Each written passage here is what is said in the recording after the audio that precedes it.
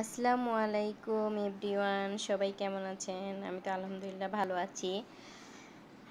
তো আমি যে রান্না করার জন্য ভাজি কেটে নিচ্ছিলাম, তারপরে সিম ছিল ফ্রিজে, সিমগুলি দিয়ে মাছ দিয়ে রান্না করব, তাই ঢেলে নিয়েছি পাকাতে।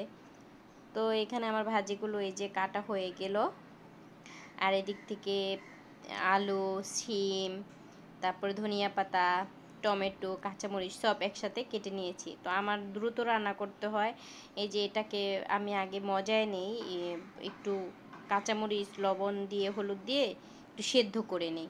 তো আমার মেয়ের আবার আরবি পড়তে চলে যাবে, তাই আমি আর কি দ্রুত রান্না করি।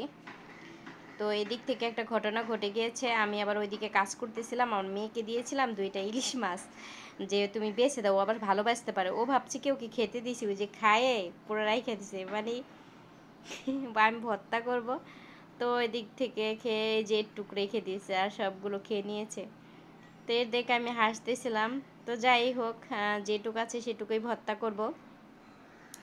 তো এই যে পেঁয়াজ কেটে নিয়েছি, আর এই যে ভর্তাটা বানাইতেছি এখন। আমার এত হাসি লাগছে, আরও দেই, আরও কোনো সময় খায় না, তো আজকে এই কাজ করছে। অনেকগুলো কাটা বাছে, আবার নিজে খেয়ে নিচ্ছে, বলে তুমি তো মানে আমাকে বলো নাই, বাঁচতে বলেছ, আমি ভাবছি আমাকে খেতে দিয়েছ। তো তো ভর্তাটা বানিয়ে নিচ্ছি ভালো করে মেখে।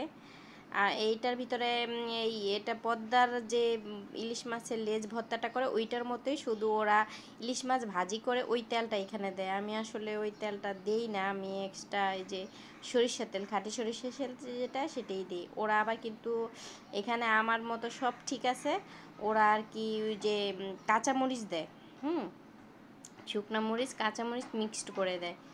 ঠিক আছে, কাঁচামরিচ দিয়েও খেতে পারবেন যাদের শুকনো মরিচ খেতে ভালো না লাগে। আর আমি সেম যেভাবে করছি এভাবেই ওরা করে। এই যে আমি সরিষার তেল দিয়ে দিলাম, আর ওরা সরিষার তেলও দেয়, আর ওই যে ওখানে মাছ ভাজার তেলটা দিলে অনেক টেস্ট হয়, ঘ্রাণ হয়, কিন্তু আমার গ্যাস্ট্রিকের প্রবলেম, তো তাই আমি সরিষার তেলই দিছি, ওই ভাজা তেলটা আর দিইনি। তো আপনারা ভাজা তেলটা দিয়ে খেতে পারেন। এই যে অনেক ইয়াম্মি হয়েছিল, একটু ঝালটা একটু বেশি হয়ে গেছিলো। তো আপনারা যদি ইগনোর করতে চান তাহলে আপনারা কাঁচামরিচটা খেতে পারেন, শুকনো মরিচ যদি না খেতে পারেন। তো ঝালটা অনেক হয়ে গেছিলো, এমনিতে অনেক মজা হয়েছে। তা আমি ঝাল অনেক হয়েছে আমার কাছে কোনো ম্যাটার না, কারণ আমি এগুলো অভ্যস্ত। তো আপনাদের কাছে যদি ভালো লাগে তাহলে অবশ্যই লাইক, কমেন্ট এবং শেয়ার করবেন, আর অবশ্যই সাবস্ক্রাইব করবেন। এই যে কাটা অনেক, ইলিশ মাছে প্রচুর, আমি তো একটা কাটাও রাখি না, সব বাইচা বাইচা অনেকগুলো কাটা হয়েছিল। এই যে ভর্তাটা সুন্দর মতো করে হয়ে গেল আমার।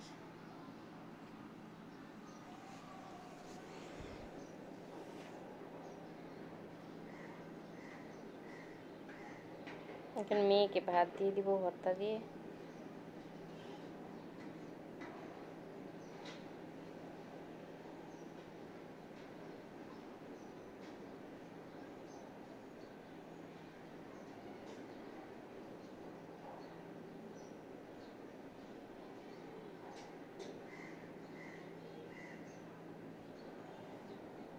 এদিক থেকে আমার এই যে পোয়া মাছটা হয়ে গিয়েছে, পোয়া মাছ দিয়ে সিম দিয়ে টমেটো দিয়ে যেটা রান্না করেছিলাম, এটাও হয়ে গেছে। একটু মাখা মাখা ঝোল রাখছি, পোয়া মাছটা একটু ভেজে নিয়েছি, দেখাইছিলাম কিনা মনে নাই। এই যে আমি এখানে মশলা কষাইতেছি। ও আল্লাহ, ওই যে এদিকে বসাইছিলাম, এক হাতে ক্যামেরা ধরা, আর একটু কষানো দরকার ছিল, আমার মেয়ে আরবি পড়তে চলে যাবে, যার কারণে। তো এই থেকে আমি এই যে সিম আলুগুলো দিয়ে নিচ্ছি। সিম এত দাম, খাবে মানুষ। সিম আলুগুলো দিয়ে নিলাম ভালো করে। এই তো আমি এই যে টমেটো দিয়ে দিলাম, এই তো হয়ে গিয়েছে, কষানো হয়ে গিয়েছে। শীতকালে সবজি আসলে অনেক ভালো লাগে খেতে। জল দিয়ে দিব, মানে অনেকক্ষণ এত রৌদ্র পড়তেছিল, ক্যামেরাটা কেমন যেন করতেছিল। এই যে আমি জল দিয়ে দিলাম, আমার মেয়ে মাদ্রাসাতে যাবে, তো এখন আমি পোয়া মাছগুলো দিয়ে দিছি। এখন ভর্তা আমি করার জন্য তাড়াহুড়ো করতেছিলাম, আমি কারণ মেয়ে এই যে ক্ষুধা লাগছে, পেঁয়াজ ও কেটে খেয়ে নিছি। তাড়াতাড়ি চলে যাবে, তাই এই যে মাছগুলো ভেজে নিয়েছি সুন্দর করে।